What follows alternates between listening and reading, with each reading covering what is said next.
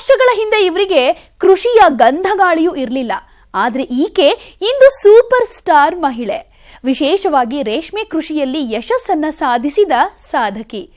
ಜೈ ಜವಾನ್ ಜೈ ಕಿಸಾನ್ ಅನ್ನೋ ಮಾತನ್ನ ಅಕ್ಷರಶಃ ಪಾಲಿಸಿದ ಈ ದಿಟ್ಟ ಮಹಿಳೆಯ ಕೃಷಿ ಬದುಕು ಇತರರಿಗೂ ಮಾದರಿ. ಮಹಿಳೆ ಇಂದು ಎಲ್ಲಾ ರಂಗದಲ್ಲೂ ತಾನು ಏನು ಅನ್ನೋದನ್ನ ಸಾಬೀತುಪಡಿಸಿದ್ದಾಳೆ.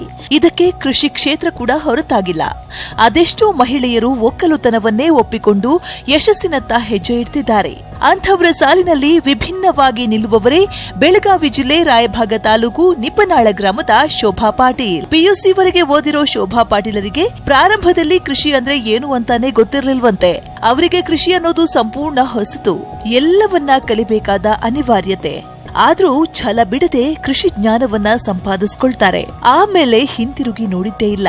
ವಿದ್ಯಾವಂತ ಮಗನನ್ನು ಕೂಡ ಕೃಷಿ ಕ್ಷೇತ್ರಕ್ಕೆ ಎಳೆದು ತಂದು ಕೃಷಿ ಬದುಕಿನ ಏರಿಳಿತಗಳನ್ನ ಎದುರಿಸುತ್ತಾ ಇಂದು ರೇಷ್ಮೆ ಕೃಷಿಯಲ್ಲಿ ಎತ್ತರಕ್ಕೆ ಬೆಳೆದು ನಿಂತಿದ್ದಾರೆ.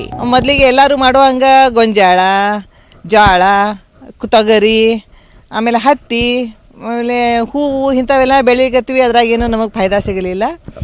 ಆವಾಗ ಕಂಕಾಳಿ ಅನ್ನೋರು ಸರ್ ಇದರಿಂದ ಸಿರಿಕಲ್ಚರ್ದಿಂದ ಬಂದು ನಮಗೆ ಹೇಳಿದರು, ಇಂಥ ಮಡ್ಡಿ ಜಮೀನ್ದಾಗ ಚಲೋ ಬರೋದು ಅಂತಂದ್ರೆ ಮಲ್ಬೇರಿನ ಬರ್ತದ್ರಿ, ಅದಕ್ಕೆ ನೀವು ಮಲ್ಬೇರಿ ಹಚ್ಚ್ರಿ, ರೇಷ್ಮೆ ಮಾಡಿರಿ ಅಂತ ನಮಗೆ ಹೇಳಿದರು. ಅವರ ಪ್ರೇರಣೆಯಿಂದ ನಾವು ಇಲ್ಲೇ ಮಲ್ಬೇರಿಯನ್ನು ಒಂದು 30 ಗುಂಟೆ ಒಳಗೆ ಮಾಡಿದ್ವಿ. 100 ಲೈನ್ಸ್ನಿಂದ ಶುರು ಮಾಡಿದ್ವಿ. ಸಿರಿಕಲ್ಚರ್ ಇದರಿಂದ ಸಬ್ಸಿಡಿ ಸಿಕ್ಕದ. ಆ ಸಬ್ಸಿಡಿ ಒಳಗೆ ನಾವು ಮನೆ ಕಟ್ಸಿದ್ವಿ. ಆಮೇಲೆ ಇಲ್ಲೇ ಬೆಳೀಲಿಕ್ಕೆ ಶುರು ಮಾಡಿದ ಮೇಲೆ 5 ವರ್ಷ ಬೆಳೆದ ಮೇಲೆ ನಮಗೆ ಸೆಂಟ್ರಲ್ ಸಿಲ್ಕ್ ಬೋರ್ಡ್ನಿಂದ ಬೀಜದ ಗೂಡನ್ನು ಬೆಳೆಯೋ ಸಲುವಾಗಿ ನಮಗೆ ಲೈಸೆನ್ಸ್ ಕೊಟ್ಟರು. ಜೋಳ, ಗೋಧಿ, ಕಡಲೆಯಂತಹ ಬೆಳೆಗಳನ್ನ ಬೆಳೆದು 6 3 ಸ್ಥಿತಿಯಲ್ಲಿದ್ದಾಗ ಇವರನ್ನ ಮೇಲಕ್ಕೆತ್ತಿದೆ ರೇಷ್ಮೆ ಕೃಷಿ. ಆ ಸಮಯದಲ್ಲಿ ಮಾರ್ಗದರ್ಶಕರಾಗಿ ನೆರವಿಗೆ ನಿಂತವರು ರೇಷ್ಮೆ ಇಲಾಖೆಯ ಅಧಿಕಾರಿಗಳು. ಪ್ರಾರಂಭದಲ್ಲಿ ವಿವಿಧ ಯೋಜನೆಗಳ ಆರ್ಥಿಕ ನೆರವನ್ನ ಪಡೆದು ರೇಷ್ಮೆ ಹುಳು ಸಾಕಣೆ ಪ್ರಾರಂಭಿಸಿದ ಶೋಭಾ ಅವರಿಗೆ ಸುಮಾರು 5 ವರ್ಷಗಳ ನಂತರ ಬೀಜೋತ್ಪಾದನೆಗೆ ಲೈಸೆನ್ಸ್ ಸಿಗುತ್ತೆ. ಅಲ್ಲಿಂದ ಮುಂದೆ ಇವರ ಕೃಷಿ ಬದುಕು ಹೊಸ ತಿರುವು ಪಡೆದುಕೊಳ್ತು ಅಂತಾನೆ ಹೇಳ್ಬೋದು.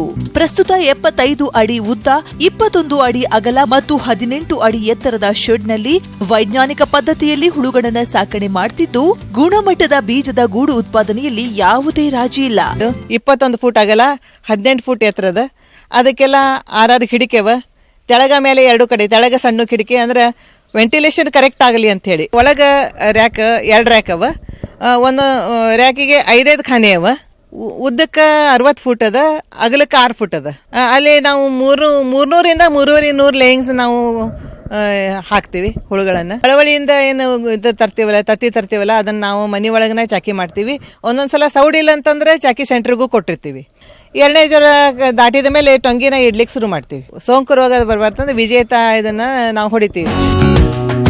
ರೇಷ್ಮೆ ಹುಳುವಿನ ಏಕೈಕ ಆಹಾರ ಹಿಪ್ಪು ನೇರಳೆ. ಹೆಚ್ಚು ಸೊಪ್ಪಿನ ಇಳುವರಿಯ ಜೊತೆಗೆ ಎಲೆಯ ಗುಣಮಟ್ಟ ಚೆನ್ನಾಗಿದ್ದಲ್ಲಿ ಮಾತ್ರ ಗುಣಮಟ್ಟದ ಜೊತೆಗೆ ಒಳ್ಳೆಯ ಇಳುವರಿಯನ್ನ ತೆಗೆಯಬಹುದು.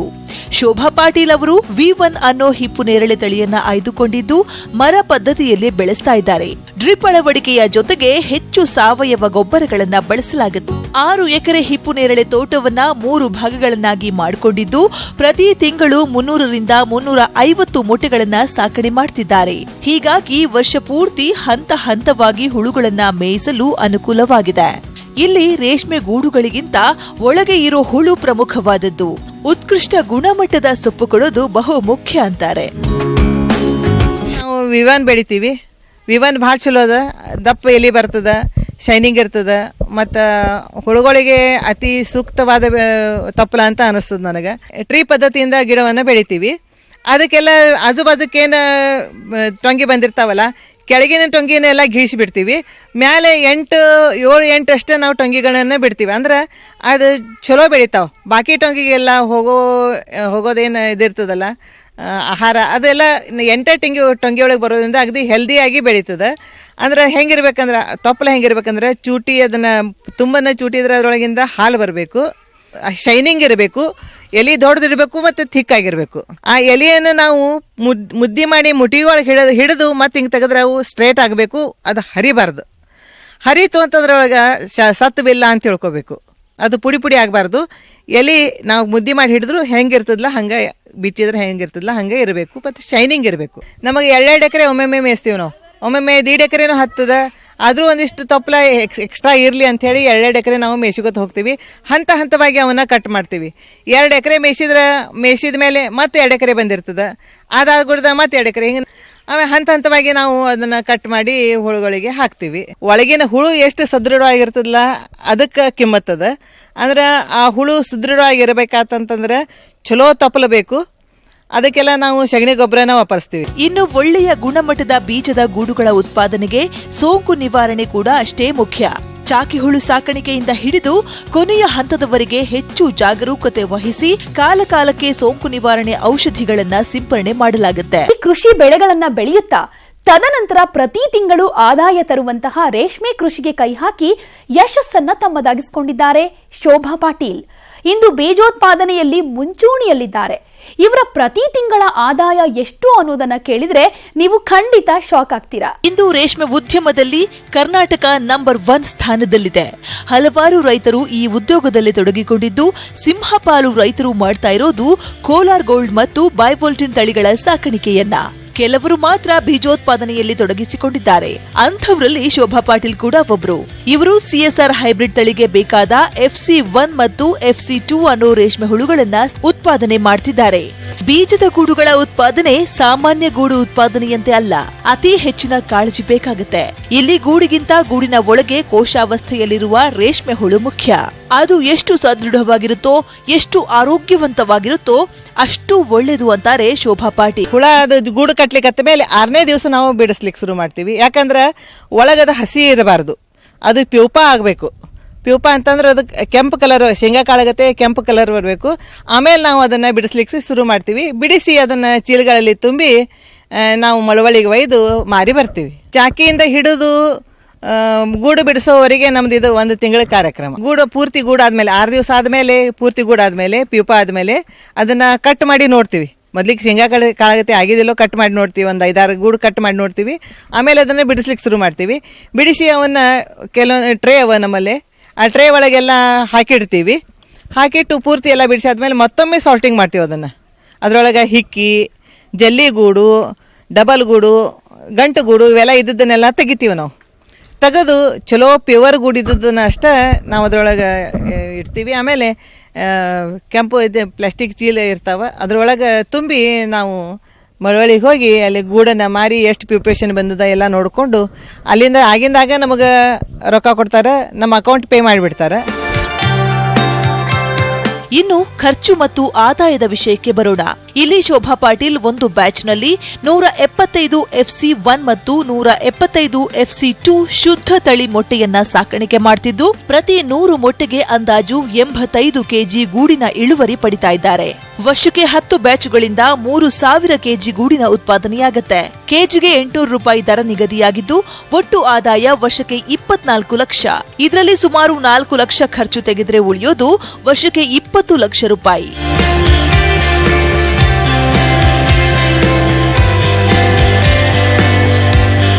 ಪ್ರತಿ ತಿಂಗಳು ನಾವು 2 ಎಕರೆ ಸೊಪ್ಪನ್ನು ಮೇಯಿಸ್ತೀವಿ.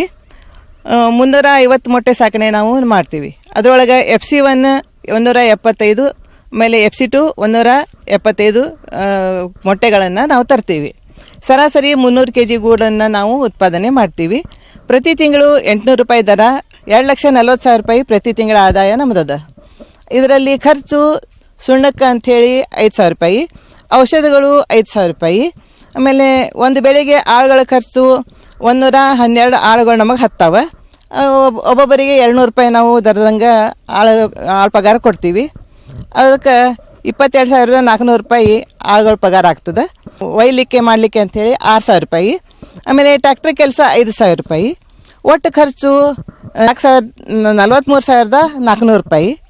ಆಮೇಲೆ ಒಟ್ಟು ಆದಾಯ ನಮ್ಮದು ಬರೋದು 2,40,000 ರೂಪಾಯಿ ಆಗ್ತದೆ.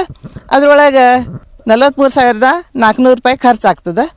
ಆಮೇಲೆ ಉಳಿದದ್ದು ಒಟ್ಟು ಆದಾಯ ನಮ್ಮದು 1,96,600 ರೂಪಾಯಿ ಒಟ್ಟು ಆದಾಯ ಪ್ರತಿ ತಿಂಗಳು ನಮಗೆ ಇರ್ತದೆ. ರೇಷ್ಮೆ ಬೆಳೆ ಭಾಳ ಫೈದಾಶೀರದ ಅಂತ ನನಗೆ ಅನಿಸ್ತದೆ. ಅದಕ್ಕೆ ನಾನು ನನ್ನ ಮಗನ ಈ ಕೃಷಿ ಇದಕ್ಕೆ ಹಾಕೀನಿ.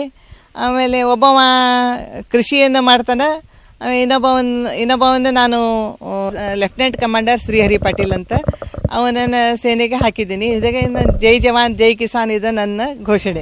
ಕೃಷಿ ಉದ್ಯೋಗ ನಮ್ಮ ಪೂರ್ವಜದಿಂದ ಬಂದಂಥದ್ದು.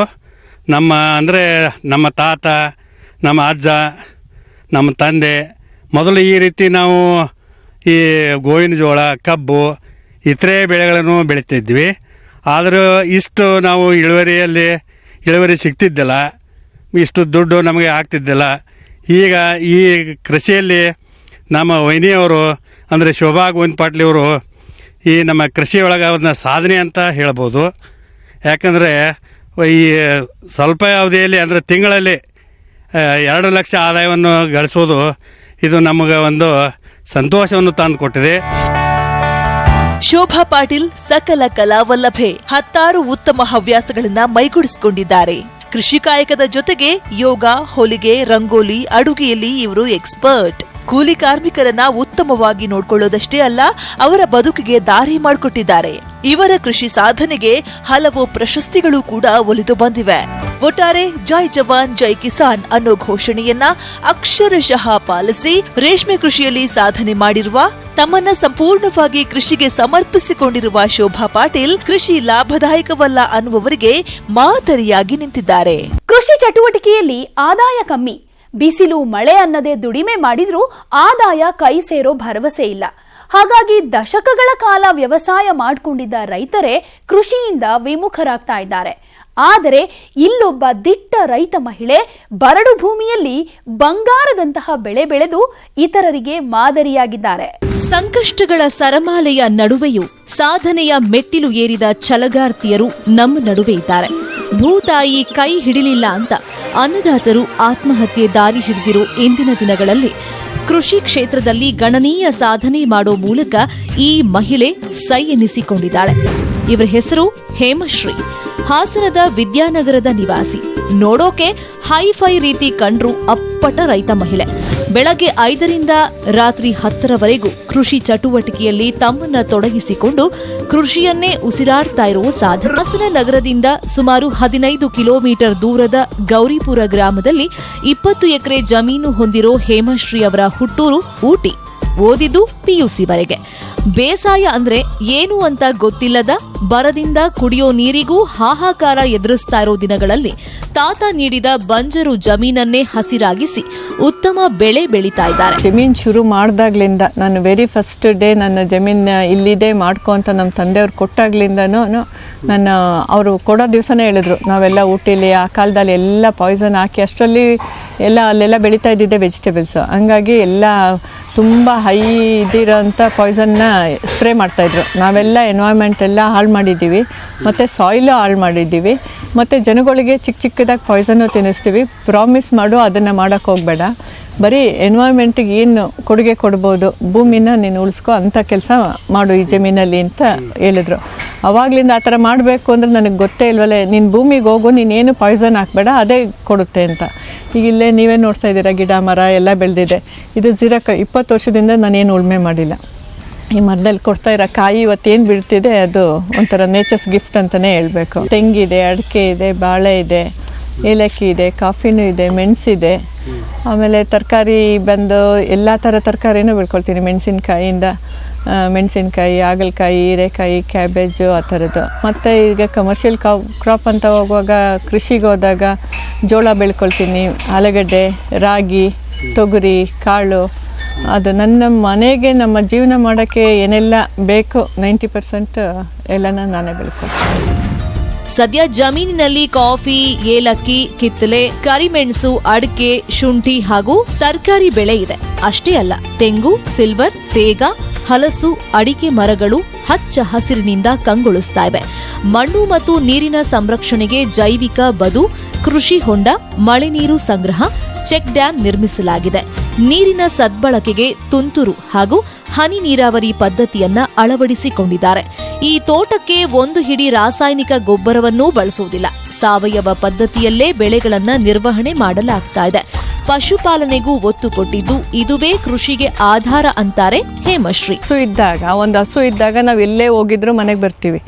ಅದರಿಂದ ನಿಮ್ಗೆ ಅವತ್ತು ಮಾರಾಟ ಮಾಡಿದ್ರೆ ಅವತ್ತು ದುಡ್ಡು ಸಿಗುತ್ತೆ, ಇಲ್ಲ ವಾರಕ್ಕಾದ್ರೂ ಸಿಗುತ್ತೆ. ನಿಮಗೊಂದು 2 ಹಸು ಇಟ್ಕೊಂಡು ನಾವು ಶುರು ಮಾಡಿದ್ವು ಅಂದರೆ ಧಾರಾಳವಾಗಿ ಜೀವನ ಮಾಡ್ಕೋಬೋದು. ಹೌದು, ಹಸು ಇದೆ, ಆಗ ಮೇಯ್ಸೋದೆಲ್ಲಿ ಅಂತ ಅಂದ್ಬಿಟ್ಟು ಆಗ 1 ಎಕರೆಲ್ಲೇ ಅದಕ್ಕೆ ಸ್ಟೆಪ್ ಬೈ ಸ್ಟೆಪ್ ಮೇವು ಹಾಕ್ಕೊಂಡು ಹಸು ಇಲ್ದಲೇ ಜಮೀನು ಮಾಡ್ತೀವಿ ನಾವು ಅಂದರೆ ತುಂಬ ಕಷ್ಟ. ಅದು ಬ್ಯಾಕ್ ಬೋನ್. ಅದು ಮಸ್ಟ್ ಆ್ಯಂಡ್ ಶುಡ್ ಇದ್ದಾಗ ಡೈಲಿ ಇನ್ಕಮ್ ಅದು, ಆವಾಗ ನಮಗೆ ಧೈರ್ಯ ಬರುತ್ತೆ. ಸಾಮಾನ್ಯವಾಗಿ ತೆಂಗು ಬೆಳೆಗಾರರು ಎಳೆಯ ಕಾಯಿಗಳನ್ನ ಅಥವಾ ಒಣ ಕೊಬ್ಬರಿ ಮಾಡಿ ಮಾರಾಟ ಮಾಡ್ತಾರೆ. ಆದ್ರೆ ಹೇಮಶ್ರೀ ಹಾಗಲ್ಲ. ತೆಂಗಿನಕಾಯಿಯಿಂದ ಎಣ್ಣೆ ತೆಗೆದು ತಮ್ಮದೇ ಬ್ರ್ಯಾಂಡ್ ಮೂಲಕ ಮಾರಾಟ ಮಾಡ್ತಾ ಇದ್ದಾರೆ. ತೆಂಗಿನ ಎಣ್ಣೆ ತೆಗೆಯೋ ವಿಧಾನ ಕೂಡ ವಿಶೇಷವಾಗಿದೆ. ಆ ಮೆಟೀರಿಯಲ್ 1 kg 300 ml ಆಯಿಲ್ ಬರೋದು. ಅಂಥದ್ರಲ್ಲಿ ನಾವು ಈಗ ತಿಂತಾ ಇರೋದಿಂಥ ಪಾಯ್ಸನ್ ಏನು ಮಿಕ್ಸ್ ಇರ್ಬೋದು ಅಂತೇಳಿ ನಮ್ಮ ತಂದೆನ ನಾವು ಡಿಸೈಡ್ ಮಾಡಿದ್ವಿ. ಆವಾಗ ಕೋಕೋನಟ್ಗೂ ಬೆಲೆ ಇರಲಿಲ್ಲ. ನಾನು ಯಾವುದಾದ್ರೂ ಒಂದು ಪದಾರ್ಥ ಬೆಳೆದ್ರೆ ಅದನ್ನು ಪ್ರಾಡಕ್ಟ್ ನಾನೇ ಮಾರಾಟ ಮಾಡ್ಕೊಳ್ತೀನಿ. ಅಷ್ಟು ವರ್ಷದಿಂದ ನಾನು ತೆಂಗಿನಕಾಯಿ ಒಂದು ಮಾರ್ಕೆಟ್ಗೆ ಆಗಬೇಕಾಗಿರೋದು. ಅದು ಯಾಕೆ ತೆಂಗಿನಕಾಯಲ್ಲಿ ಏನಾದರೂ ಬೈ ಪ್ರಾಡಕ್ಟ್ ಮಾಡಬಾರ್ದು ಅಂತ ನೋಡುವಾಗ ಇದು ಎಣ್ಣೆ ವಿಚಾರ ತಿಳಿತು. ಇದರಲ್ಲಿ ಬೇರೆ ಬೇರೆ ಮೆಥಡ್ ಇದೆ. ಡ್ರೈ ಮೆಥಡ್, DME ಮೆಥಡ್ ಮತ್ತು ಕೋಲ್ಡ್ ಪ್ರೆಸ್ ಅಂತ. ಸೊ ನನಗೆ ಮಾರ್ಕೆಟಿಂಗ್ ಮತ್ತು ನನಗೆ ಯಾವುದು ಈಸಿ ಆಗುತ್ತೆ, ನನ್ನಲ್ಲಿ ಇಲ್ಲಿರೋರಂತ ಹೆಣ್ಮಕ್ಳುಗಳಿಗೆ ಕೆಲಸ ಕೊಡಬೇಕು ಅಂತ ನನ್ನದೊಂದು ಮೇನ್ ಇಂಟೆನ್ಷನು. ಅವ್ರಿಗೆ ಯಾವ್ದು ಸೂಕ್ತವಾಗಿ ಮಾಡ್ಬೋದು, ಈಸಿಯಾಗಿ ನಾನು ಎಲ್ಲರೂ ಮಾನಿಟ್ರಿಂಗ್ ಇಲ್ದಲೇ ಮಾಡ್ಬೋದು ಅಂತ ಈ ಥರ ಎಣ್ಣೆನ ಸೆಲೆಕ್ಟ್ ಮಾಡಿಕೊಂಡು ವರ್ಜಿನ್ ಕೋಕೋನಟ್ ಆಯಿಲ್ ಮಾಡಿ. ರೈತರಿಗೆ ತಾವು ಬೆಳೆದ ಬೆಳೆಯನ್ನ ಮಾರಾಟ ಮಾಡುವುದೇ ದೊಡ್ಡ ತಲೆನೋವು. ಕಷ್ಟಪಟ್ಟು ವರ್ಷಗಳ ಕಾಲ ಬೆಳೆದ ಬೆಳೆಗೆ ಕನಿಷ್ಠ ಬೆಲೆಯೂ ಸಿಗೋದಿಲ್ಲ. ಆದ್ರೆ ಇಂತಹ ಸಮಸ್ಯೆಗಳನ್ನ ಮೆಟ್ಟಿ ನಿಂತ ಹೇಮಶ್ರೀ ಬೆಳೆದ ವಸ್ತುಗಳ ಉಪ ಉತ್ಪನ್ನಗಳನ್ನ ತಯಾರಿಸಿ ಮಧ್ಯವರ್ತಿಗಳನ್ನ ದೂರ ಇಟ್ಟು ತಾವೇ ಮಾರಾಟ ಮಾಡ್ತಾ ಇದ್ದಾರೆ. ನಗರದಲ್ಲಿ 100ಕ್ಕೂ ಹೆಚ್ಚು ಮನೆಗಳಿಗೆ ಪ್ರತಿನಿತ್ಯ ಬೇಕಾಗೋ ವಸ್ತುಗಳನ್ನ ಪೂರೈಕೆ ಮಾಡೋ ಹೇಮ ವಿಷಮುಕ್ತ ಹಾಲು, ತರಕಾರಿ, ತೆಂಗಿನಕಾಯಿ, ಸೊಪ್ಪು, ಹಣ್ಣುಗಳನ್ನ ಜನರಿಗೆ ತಲುಪಿಸ್ತಾ ಇದ್ದಾರೆ. ಕೊಳ್ಳುವ ಗ್ರಾಹಕರಿಗೆ ವಿಷಮುಕ್ತ ಆಹಾರ ಪದಾರ್ಥ ಎಂಬ ಖುಷಿ ಇದ್ರೆ ಹೇಮಾ ಅವರಿಗೆ ನಿರೀಕ್ಷೆ ಮೀರಿದ ಆದಾಯ ಕೈ ಸೇರ್ತಾ ಇದೆ. ಅವತ್ತಿಂದ ಅವರನ್ನು ನೋಡ್ಕೊಂಡು ಬರ್ತಾ ಇದ್ದೀನಿ. ಅವರ ಹೋರಾಟದ ಬದುಕು, ಕೃಷಿ ಜೊತೆ ಅವರ ಒಡನಾಟ ಎಲ್ಲ ಗಿಡ ಮರಗಳ ಜೊತೆನೇ ಇದೆ, ಪ್ರಾಣಿ ಪಕ್ಷಿಗಳ ಜೊತೆನೇ ಅವರ ಒಡನಾಟ ಯಾವಾಗ್ಲೂ. ಅವರು ಬೆಳಿಗ್ಗೆ 5 ಗಂಟೆ 6 ಗಂಟೆಗೆ ಇಲ್ಲಿ ಬಂದರೆ ಅವ್ರು ಇಷ್ಟೊತ್ತಾದರೂ ಅವರು ಕೆಲಸ ಮುಗಿಯಲ್ಲ ಅವ್ರದ್ದು. ಇಲ್ಲಿಂದ ಎಲ್ಲ ಏನು ಬೆಳೆದಿರ್ತಾರೆ ಅದನ್ನೆಲ್ಲ ಅವರು ಹಾಸನ ತಗೊಂಡು ಬಂದು ಮಾರ್ಕೆಟಿಂಗ್ ಮಾಡಿ ನಿಜವಾಗ್ಲೂ ಯಾರೂ ಇಲ್ಲ ಅಂತ ಕಾಣುತ್ತೆ. ಹಾಸನ ಜಿಲ್ಲೆಯಲ್ಲಿ ಈ ಥರ ಇಷ್ಟು ಕಷ್ಟಪಟ್ಟು ಕೃಷಿಯಲ್ಲಿ ಮುಂದೆ ಬರ್ತಾ ಇರೋದು. ಇನ್ನು ಇವರ ಸಾಧನೆಗೆ ರಾಜ್ಯ ಸರ್ಕಾರ ಕಳೆದ ವರ್ಷ ರಾಜ್ಯ ಮಟ್ಟದ ಕೃಷಿ ಸಾಧಕಿ ಪ್ರಶಸ್ತಿ, ಬಾಗಲಕೋಟೆಯ ತೋಟಗಾರಿಕೆ ವಿಶ್ವವಿದ್ಯಾಲಯ ಶ್ರೇಷ್ಠ ತೋಟಗಾರಿಕೆ ರೈತ ಮಹಿಳೆ ಪ್ರಶಸ್ತಿ, ತರಕಾರಿ ಬೇಸಾಯಕ್ಕೆ ICAR ರಾಷ್ಟ್ರಮಟ್ಟದ ಪ್ರಶಸ್ತಿ ನೀಡಿ ಗೌರವಿಸಿದೆ. Agriculture is a mother of all culture. ನೀವೇನೇ ಒಂದು ಟೆಕ್ನಿಕಲಿ ಹೋಗ್ತೀನಿ ಎಂದಾಗ ಕೃಷಿಯಿಂದನೇ ಹೋಗ್ಬೇಕು. ಏನು ಮಾಡಿದ್ರೂ ನಾವು ಅಕ್ಕಿ ಅನ್ನ ತಿನ್ನೋ ಐಟಮ್ ಅಂತೂ ಮಾಡಿಫೈ ಮಾಡಿ ಫ್ಯಾಕ್ಟ್ರಿಲಿ ಮಾಡೋಕ್ಕಾಗಲ್ಲ. ಸೊ ಅದು ಒಂದಿತ್ತು. ಮತ್ತು ಹಾಬಿ. ಇಲ್ಲಿವರೆಗೂ ಒಂದು ದಿವಸನೇ ನಾನು ಇಡೀ ಪ್ರಪಂಚದಲ್ಲಿ ನಾನು ಒಬ್ಬಳೇ ಸುಖಿ ಏನೋ ನನಗೆ ಈ ಥರ ಇದು ಕೊಟ್ಟಿದೆ. ಎಲ್ಲಿ ಒಂದು ಕಾರ್ನರ್ ಆಫ್ ಮೈ ತೋಟದಲ್ಲಿ ಕೂತರೂ ಕೂಡ ನನಗೆ ಸಮಾಧಾನ ಇದೆ, ಖುಷಿ ಇದೆ. ಯಾವತ್ತೂ ನನಗಿಂತ ಕಷ್ಟ ಕೊಟ್ಟೆ, ಇಷ್ಟೊಂದು ಕಷ್ಟ ಆಯಿತು ಅಂತ ಅನ್ಸೇ ಇಲ್ಲ ಇಲ್ಲಿವರೆಗೂ. ಒಟ್ಟಾರೆ 15 ವರ್ಷಗಳ ಹಿಂದೆ ಜಮೀನು ನೋಡೋಕ್ ಬಂದಾಗ ಇಲ್ಲಿ ಗರ್ಕೆ ಹುಲ್ಲು ಬೆಳೆಯೋದಿಲ್ಲ ಅಂತ ಅಕ್ಕಪಕ್ಕದವರು ಹೇಳಿದ್ರಂತೆ. ಆದ್ರೆ ಭೂತಾಯಿ ನಂಬಿದ್ರೆ ಕೈ ಬಿಡೋದಿಲ್ಲ ಅಂತ ತಾತ ಹೇಳಿದ ಮಾತನ್ನ ನೆನಪಲ್ಲಿ ಇಟ್ಕೊಂಡು ಅದರಂತೆ ನಡೆದು ಇವತ್ತು ಕೃಷಿ ಕ್ಷೇತ್ರದಲ್ಲಿ ತಮ್ಮದೇ ಛಾಪನ್ನ ಮೂಡಿಸಿರೋ ಹೇಮಶ್ರೀ ಅವರ ಸಾಧನೆ ನಿಜಕ್ಕೂ ಶ್ಲಾಘನೀಯ.